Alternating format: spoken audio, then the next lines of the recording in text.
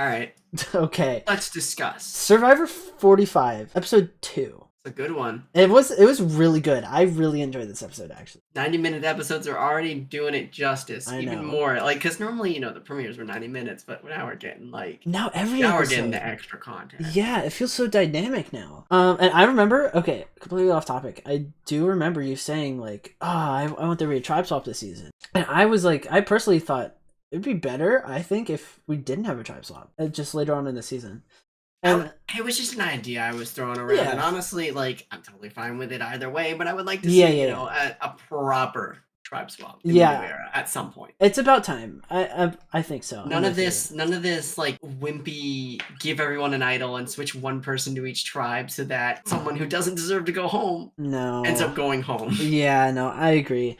It's like... The thing is, the tribes are so dynamic this time around. I feel like it'd be so much better if they stick with these tribes. It's probably gonna stick with it. So, like, again, it was just like a wishful thinking. Yeah, it would be interesting to see, though. We should get one sometime this era. We have to. It's gonna happen, and I can't wait for it. Because players are gonna think it's predictable. Yeah, you can't have a predictable season. Exactly. So that's all what Survivor's about. They can't have a predictable season unless it's puzzles, and even then, they still moved it around, which we'll talk about later. I am so glad for that. Me too. Let's kick things off with... We opened up the episode with a previously on segment. We heard... I don't even remember when the last time that was. And I'm a fan. Like, I can't even remember. I know. Like, when was the last time we got 30s, that? Maybe the 30s, like early 30s. Maybe it was... Like, I don't know. It's pretty good. I don't know. That's what I mean. But like, I'm so glad it's back. The nostalgia brought it back 4 years in time. But the bigger thing, the intro. The intro, baby. Man, I go into every season preaching they gotta have the intro, and for it really, I think it helps the casual viewer more than just the fanboy or fangirl. Like, you got people, like, I watch it with my mom and my sisters, and they have a hard time remembering the names of players. Like, I'll say a name and it'll take them a minute, whereas if you have the intro, I think you kind of you put a name to face very easily. Exactly. I think this works. Yeah, I agree. You took the words right out of my mouth, actually. It really does help everybody. Everybody's happier. But the reason they cut it, I understand, is because they didn't have the time, things like that. It just made it a little bit harder to watch, for especially the casual viewer. So I'm glad it's back. As a fan, nostalgia. Who would play specific openings just because I wanted to. You literally I quizzed you on. I remember I quizzed you on what season the intro came from. Yep, I remember that. You did do that. You didn't get like any right. And but, maybe like, one. Yeah. Like, I obsess over it because I like it. And the music's fantastic. That's something I could jam to in the car. Full speed on the highway. Yeah, that's Mario Kart music to me. Anyway, so that was great. I'm so happy to see that. That was right at the beginning.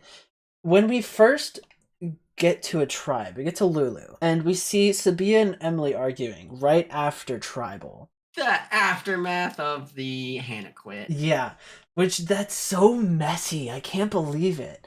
It made it clear that that Emily was going to be the boot had Hannah not quit. It's very possible. I don't think we'll ever know. I thought Brandon was. No, I don't think we'll really know. But I mean, I don't know.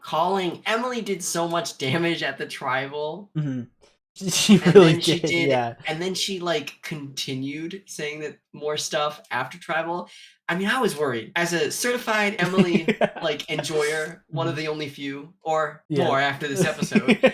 Seriously, Emily's stock. I was feeling for her. Yeah, after this episode, Emily's stock really went up for me, for sure. But at the beginning of this episode, I walked in thinking, Emily, there's no way that you're going to do well. Second boot. Yeah. That's what I'm saying, because Sabiyah, she was talking to Emily, and Sabiyah was like, you just don't think about how I feel, at all. And then Emily goes, I feel like I'm being gaslit. I don't know. Which is such a crazy thing to say in that conversation where Sabiyah's already mad. And I think Emily later realizes this. Oh, she definitely realizes this. But right now, in that argument... She has a whole growth arc in the episode. I know. But it starts after this argument. Yeah. This argument is more like Emily doesn't take other people's emotions into consideration. And this was kind of a wake-up call for her. Which we'll get. We didn't get to the arc yet. We're at the beginning of the arc. Which also includes her scrambling for an idol. Yes. Oh, that's fantastic. Before we move on with Lulu, we do get some Sifu content. The best way to describe Sifu is Kung Fu Panda. Jack Black. He's literally just Jack Black, and I mean, yeah. Is there anyone else who even like is remotely as similar to Jack Black who's been on Survivor than Sifu? Like, he literally just punching trees. He's just punching trees. He's like, I can punch this tree and not feel it in my hand because I did it so much when I was a kid. That is something Jack Black would say. I don't know. He's one now. I have a hard time reading how far he's gonna go. Yeah, I don't know. He's one person. It's like he's such a unique character. We don't see that anywhere, actually. You know, we get Hannahs, we get therapists. You know, they don't make it very far. But Sifus, we don't get those. No, we gotta treasure the Sifus. I know, we really do. I hope Reba treasures the Sifus. I really hope so. He's one of a kind, man. After that, we also got Red, specifically Jay, looking at the tribe flag and trying to decipher it. Like, this is its own language. That's I liked the little editing they did around her. I mean, it was goofy. It reminds me of that like calculated meme with that one blonde woman. Definitely what they were imitating. Yeah. But Oscar already has the advantage. He gets the advantage out and he goes to the tribe flag with like deciphers it. Yeah, he has 30 seconds to do this. He was on a timer and he deciphers it and it says dig at fallen palm tree X, but he has no idea what that means.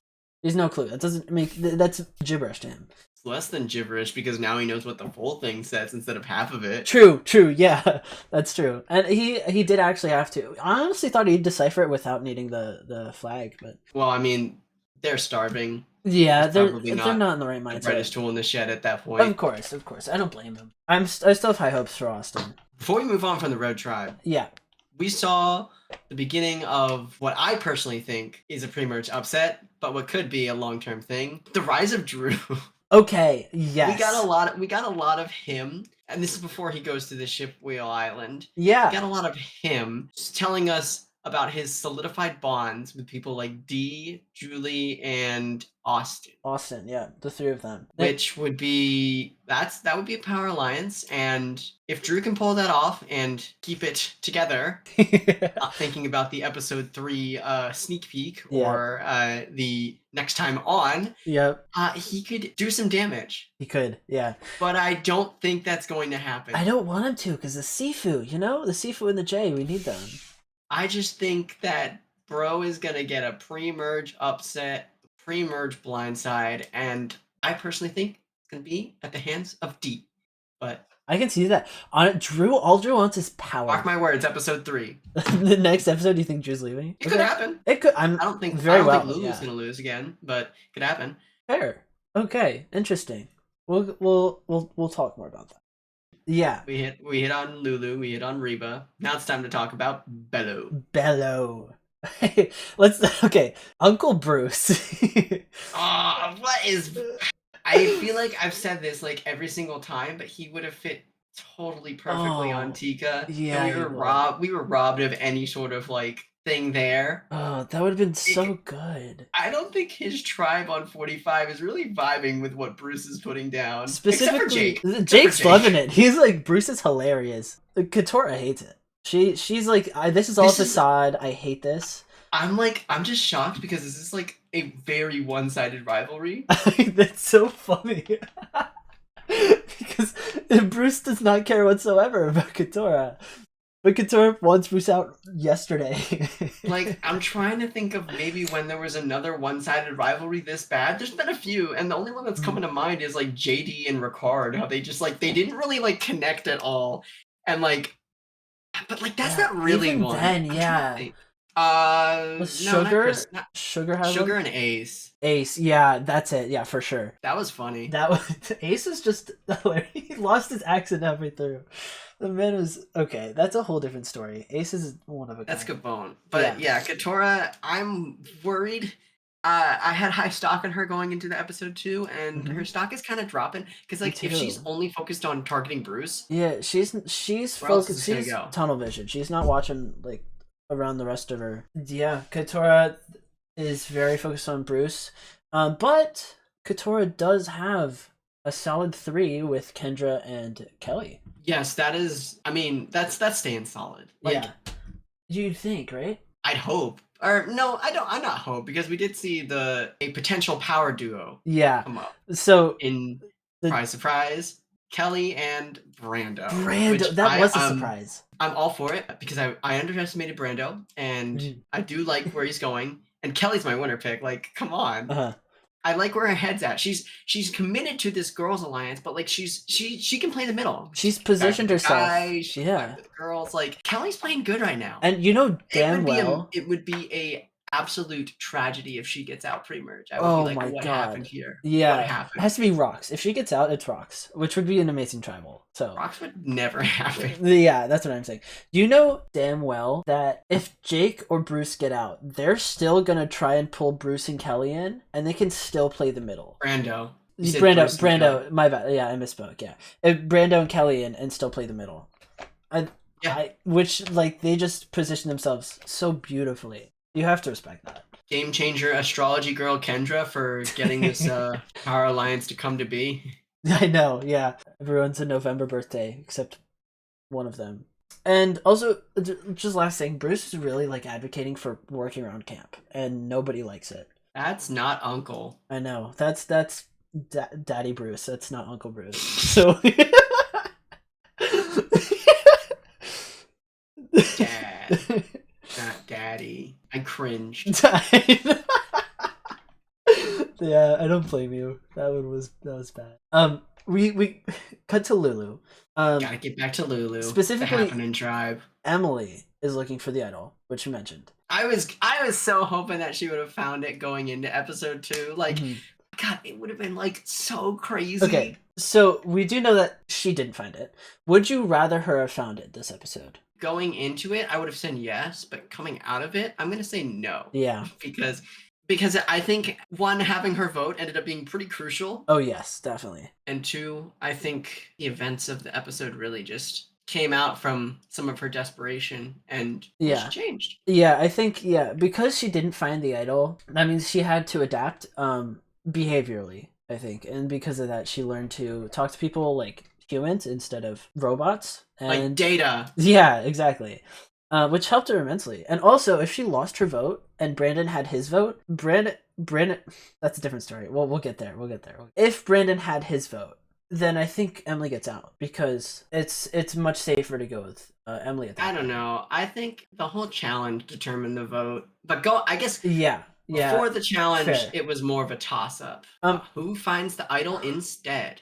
So, none other than superfan Brandon finds the idol. Who does not take it. He doesn't take it. He finds it before. He's literally bad at every single thing except finding an idol, and even then he gives it away. I feel bad. You can't, because it's like that's his dream. Yeah, I know, but he still loved it. He loved every second of it. Brandon, he didn't prepare very much. It seems like, but I think he got just overexcited and anxious, which I did predict to a T. By the way, telling you both said that. Maybe I don't know. We'll have to rewatch the episode. We recorded it. So yeah, Brandon finds the idol, decides not to open it. He gives it to Sabiyah, who he found it with. In most other circumstances, just being there. True. In most other circumstances, I would agree with Brandon, but this one he was very clearly on the bottom. He needed to open that. And he gives it up to Sabiyah. Sabiyah opens it and has a little bit of trouble. Loses her vote in the process, so she doesn't have a vote. Now we're down to 4 votes on Lulu. 4 votes on Lulu. Sabiyah tells Brandon, and they look for an idol, and also tells Sean and Kaleb. So the only one that doesn't know about this idol is really Emily. Emily, yeah. She and Brandon go look for it. They find the tree where it's at, and then she's like, I can't find it. Oh well. And then she goes and gets Sean and Kaleb, and then they go figure it out. They don't figure it out until much later. She tells Kaleb and Sean specifically, by the way, to secure an alliance with them. So she's really hoping, she's banking on these 3. And so if Kaleb, Sean flips with Emily, which I would say is possible at this point.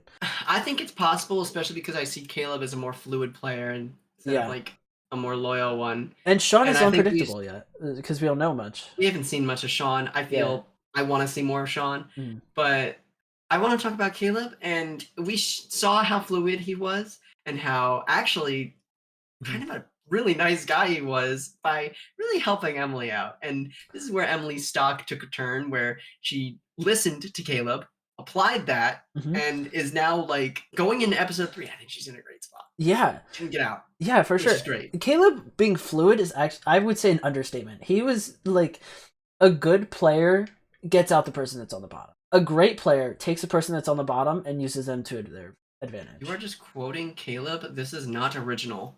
Yeah, I know, which I completely agree with. Did he say that in the something episode? Similar to that? Yeah, and okay, I agree with whatever that was said, because it's true. It's very true. It's smart, and like literally, like you're gonna grab someone who's desperate, put them under your wing. You've now got a tight 2 that's probably tighter than what Sabiyah's alliance is. Yeah, exactly.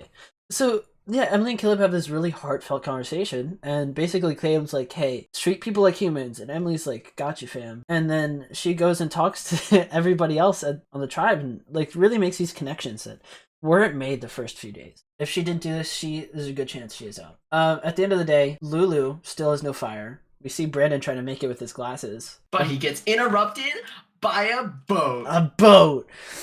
Which was our first trip to Shipwheel Island. That's right. Brandon, Bruce, and Drew. That's right. Brandon, Bruce, and Drew going, which it's an interesting 3, because Brandon is like a anxious super fan.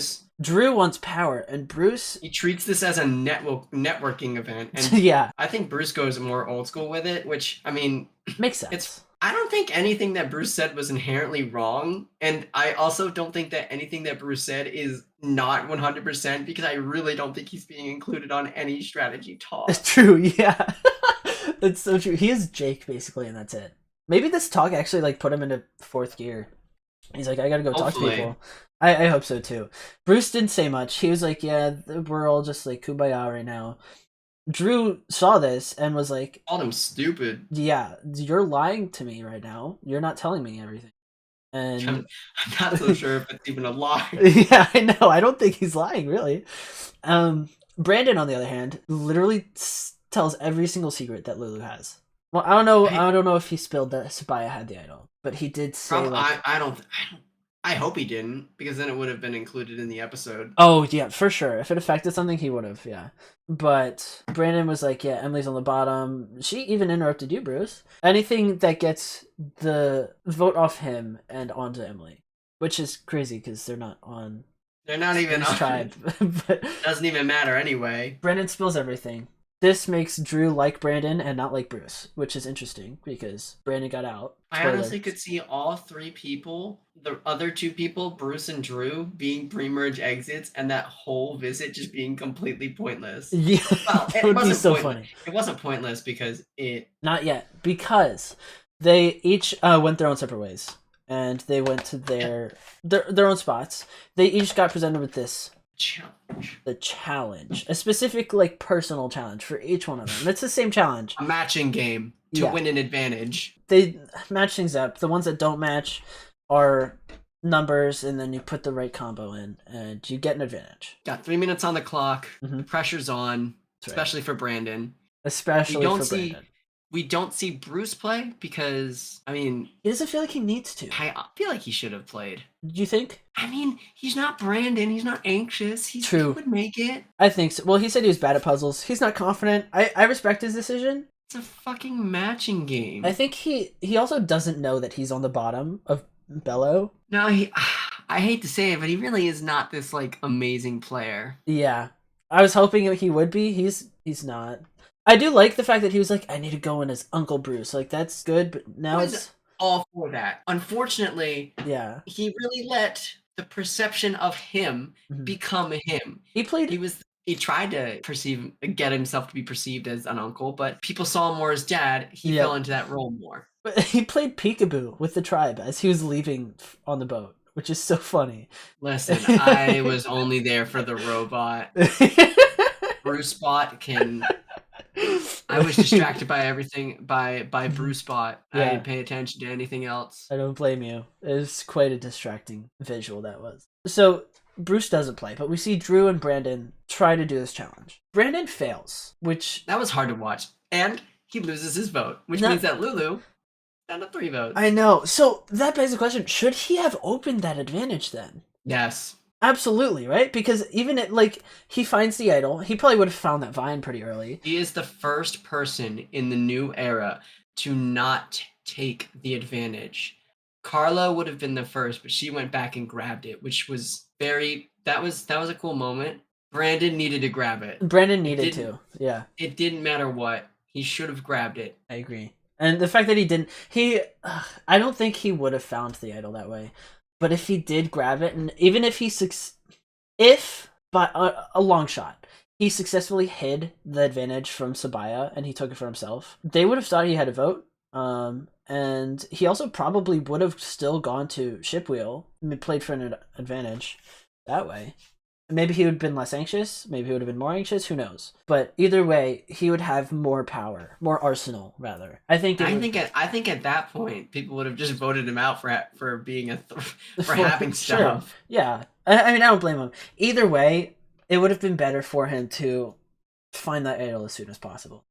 But the fact that they don't have fire sucks because they need fire. Encased in wax. Wax, that's crazy. But, okay, Brandon fails, but Drew succeeds. He gets the safety without power advantage. Yeah. Which, okay. And it expires at Final 10, which is, I think, a pretty good thing, because that advantage should really only be used to save yourself pre-merge. I agree. And I think Final 10's great, because that's literally the halfway point in the game. Because he got it at 17, 10, 3, that'd be perfect. I think that's great. And it's not like an overpowered event. It's not like knowledge's power. It's very different. Yeah. Very okay with this. So both Brandon and Drew come home to their tribe, and they tell the truth. They tell the truth. Which, I don't know if you lie there. That's a hard thing. That's a hard decision to make. I think, because you can't lie. Or, I mean, if you do, I don't know. Because it's like, it used to be that you would bring back a parchment and you would just show that and people trusted you that way, but we didn't see that at all with people who went to Shipwheel. Yeah. Except for Drew, he actually just showed his advantage straight up. Which Drew, he pulled out the advantage. It worked because he ended up in a ride or die with Austin, which I don't know how long it could last. It could be good. Drew does say, like, hey, this advantage is for all of us. It's not just for me. I'm using this for Reba. Through and through. Final 10, anyone's in trouble, I'm using it. So that was interesting. That builds loyalty, it builds trust. I wouldn't say a bad play. I do think he's lying through his teeth very, very easily. He's using for himself. That's all he cares about. Oh yeah, come on. Yeah, so, but he does eventually tell Austin about his advantage. That's a tight 2. Austin tells Drew about his advantage. About the idol, which I think what actually happened was there was that public meeting where Drew told everyone about the advantage, and Austin said, wow, that Drew guy, he's pretty trustworthy. I'm going to tell him about my idol. And that's how it went. Yeah. And so right after, Austin definitely pulled him aside and was like, hey, I have this. You want to help me? And now Drew is in a great position because he knows all this information. And on top of all of that, Julie wants a Drew, Austin, D, Julie alliance. We'll see how that pans out. Julie, Drew both want that. Austin's like, this is great. He's got the knowledge. Drew has the knowledge right now. Mm-hmm. He has does he have the wisdom, the knowledge of how to act? That was beautiful. With all this, because I don't think he's going to do it. I keep going to the episode 3 preview because I mean it's cemented in my mind now that he is obviously looking for this idol. Him and Austin are in tandem, and Julie and Dee just blatantly see him. Yeah, I know. Which I think absolutely tanks Drew's game. He had a great episode 2. Yep. But, I think his foil is Dee. Yeah. I think Dee is a no bullshit kind of gal. Yeah, and she's with a big toe and great balance. She's a no bullshit kind of gal. And I think Dee actually is more persuasive than Drew. I would agree with you, actually. I think she's a very smart person. I'm going post-merge with Dee. Fantastic. Fantastic player. Also, I think it's funny that she's been in 2 instances now where she's in the right place at the right time. Finding Sifu in his spy shack. And then finding Drew doing that. She's got a good eye. Pays dividends to go on walks, I guess. Yeah. I don't know. What would happen on Reba if they lose? All I have to go off of is that Drew's kind of in the dunks. Yeah, I guess that's all I we want really to know. say Drew goes home, but again, if he ever senses that he's got some bad juju on him, he's just going to use his safety without power, and then it kind of becomes what? Then who does? Yeah, who votes who? I don't know what's going to happen, to be honest. I don't know either. That would be such an interesting tribal. I hope they lose pre-merge once, just to be conceded. I want to, yeah. Just once. I don't want them to just be dominating like Lufu. And speaking dominating in challenges, here comes the immunity challenge. Yep, that's right. It's pretty fun to watch. Yeah. Except for when Kendra felt that. Ouch. Yeah. It sucked for Lulu again. Brandon was on the puzzle again, and he sucked. Yeah. Again. Unfortunately. Yeah, Lulu had the lead too, which like they were in first, and then they got to the puzzle, and then they tanked. Literally, yeah. And we saw Belo and Reba completely demolish them. Yeah. And I think at that point, in my mind, I was worried because I thought it was more of a toss-up between Emily and Brandon, but it ended up just being more one-sided than I thought. Yeah. Well, so here's the thing. So Lulu clearly loses. Doesn't get any fishing gear, by the way. Lulu losers. No fire still, day 5. Can't burn the wax idol, so Sabiyah doesn't have a vote. Nor does Brandon. So it does become a battle between Brandon, who's horrid at challenges, and Emily, who's horrid at social game. Who fixed it she fixed it. I just want to give Emily all the credit I can because I am enjoying her as a character, and I want to see her do more. She played great. So at this tribal, there's only 3 votes because Brandon lost his with his personal challenge loss, and Sabiyah lost hers with the beware advantage. But Emily doesn't know that Sabiyah lost hers. True. Everyone knows that Brandon lost his vote. Most people know Sabiyah lost a vote, but Emily doesn't. Except for Emily. Emily doesn't know that Sabiyah lost the vote. Emily also, in a attempt of trust, gave Sabiyah her shot in the dark. A shot in the dark. That's so interesting. Okay, I think it's a ballsy move, but it pays off. It creates trust. If they wanted to vote her out, they would have anyway. So this just creates trust. Hey, Sabiyah, I'm giving this to you. This is to show you that I put my trust in you. This is mine. Well, it's now yours. I'm showing you, like, I want to work with you. And Sabiyah takes this and's like, let's vote her out. She can't be safe. Now's the time. We can do it. And ultimately, really, I mean, it comes down to, do you want to have someone who is not socially connected or someone who will literally cause you to lose every single challenge? I mean, ultimately, that decision just becomes so one-sided. Yeah.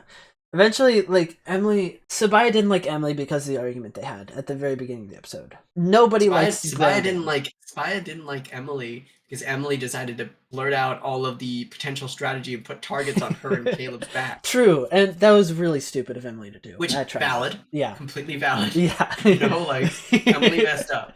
That was not a smart thing to do. I mean, but going into episode 3, I think the relationships are more fluid. I think Emily, definitely. If we were to put like all the players on a 2-dimensional number line, and like I would say Emily had started in the negatives. Oh yeah.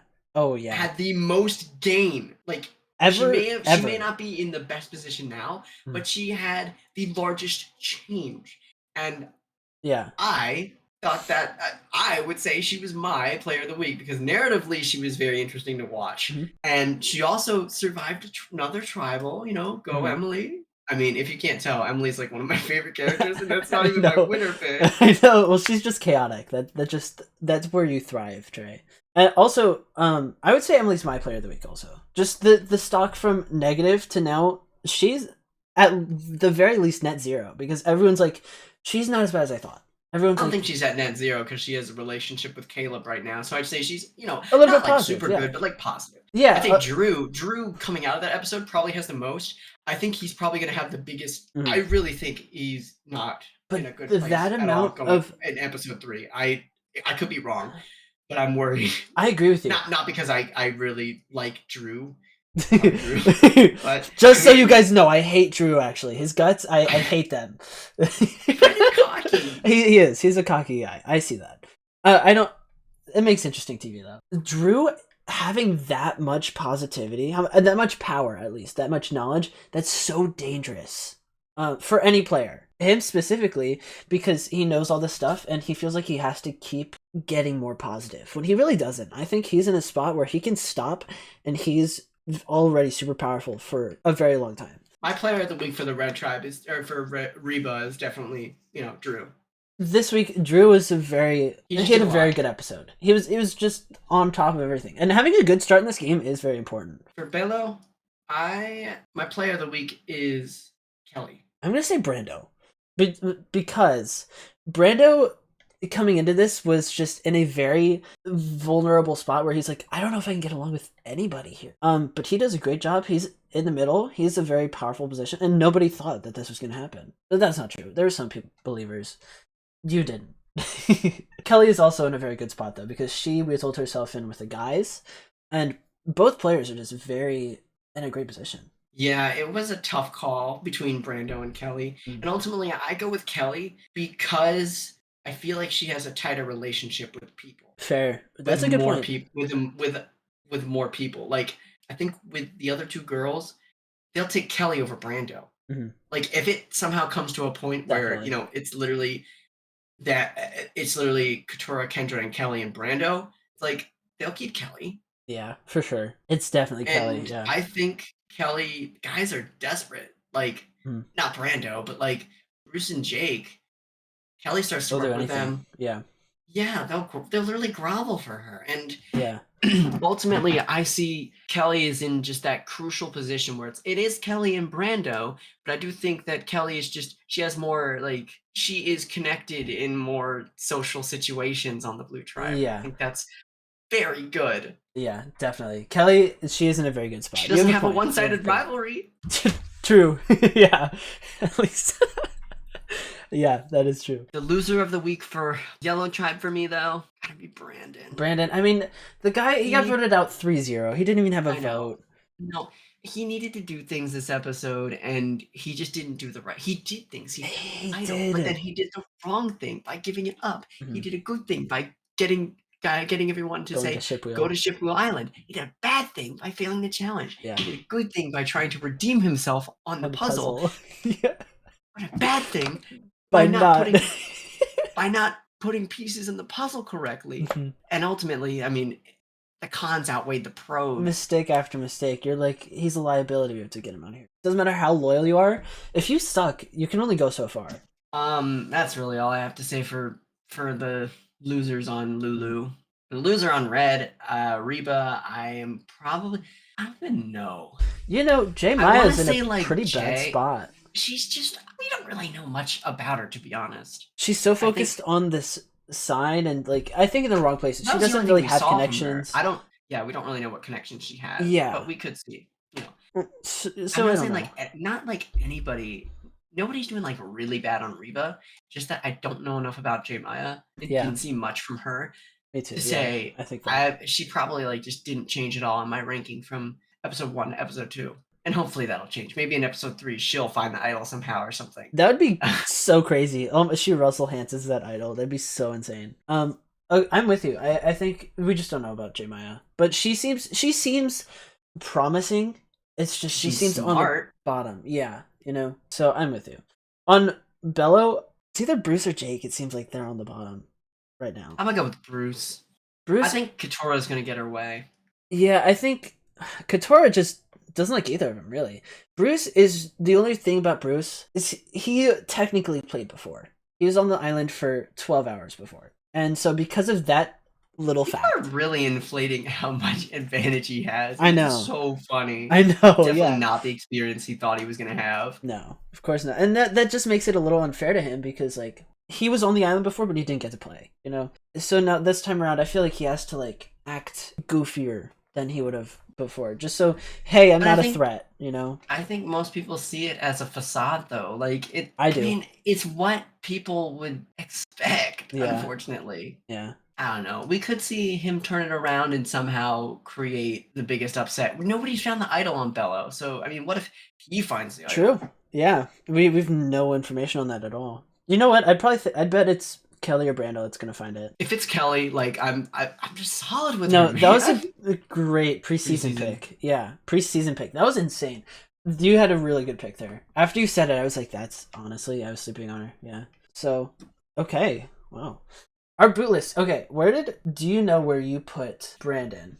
Okay. Oh, Brandon? I had him in 17, so I got it right. But I'm shocked.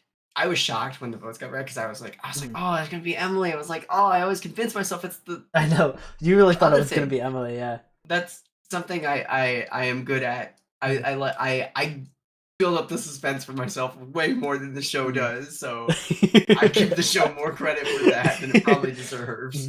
So the thing about this boot list is I put Emily in 17th.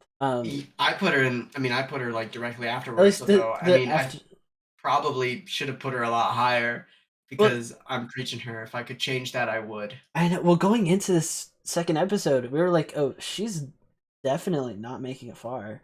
But then she literally 180'd so hard, harder than I've ever seen before in Survivor ever. So Emily is now like very well in this tribe, and Brandon is very much not because he's on Ponderosa now. So with Hannah, well, maybe. Do you think they send her home early? I don't know what they do with quitters. I don't know either. Good thing it happened so early. The episode 3 coming up, and I'm always excited. Okay, so tell me about what you saw in the preview because I did not. I saw next time on Survivor, but I didn't see. So in the preview I watched, it was literally a couple hours ago. It shows Dee and Julie walking in the forest. It also shows Drew and Austin kind of like tag team looking for the idol. So it wasn't Drew looking for the idol. It was both of them. Given the information by Austin, it's both of them because they're ride or die, and that's pretty logical because if Drew did that, Austin's gonna be like, dude, what the fuck? Well, looks like probably vote him out. Looks like Austin found his Amber in Drew. But Dee, literally, Dee's already planting seeds about Drew, and honestly, good on her. I think she probably recognizes what Drew is. So she's talking to Julie, and then literally gets the proof. Like, walks in on Drew digging. So it's like, I don't think, like, Julie sees that. She's not stupid. Not at all. There's no way, like, she's just gonna, like, still want to work with Drew as closely as she is before. And I think Dee doesn't even need to include Drew and Austin in an alliance anymore. You pick up Jay, you pick up Sifu, and now you've got the majority. You can even split vote. You could. Oh my god, that's so true. Split vote. So whoever uses the safety without power advantage basically is out. Plus, Austin still doesn't have a vote. Oh, true. Oh my god. Yeah, they're so done for. So yeah, ultimately, interesting. Drew has been caught.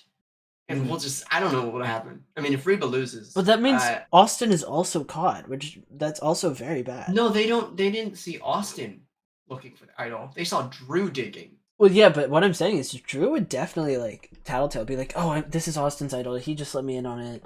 Which would mean will they believe him? Oh, maybe not. Austin could easily just deny. For Austin, it will be very easy. Oh my god. Austin is in a very interesting position, actually, coming up. So, I can't wait to see this episode. Yeah. Tune in. I feel like you should add your Jeff Probst standee in the background.